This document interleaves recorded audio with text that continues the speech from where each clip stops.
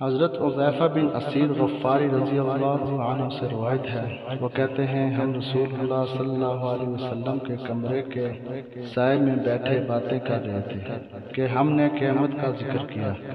اور ہماری آوازیں بلند ہوئیں تو رسول اللہ صلی اللہ علیہ وسلم نے فرمایا، قیامت اس وقت تک ہرگز نہیں آئے گی جب تک کہ اس سے پہلے 10 نشانیاں ظاہر نہ ہوں: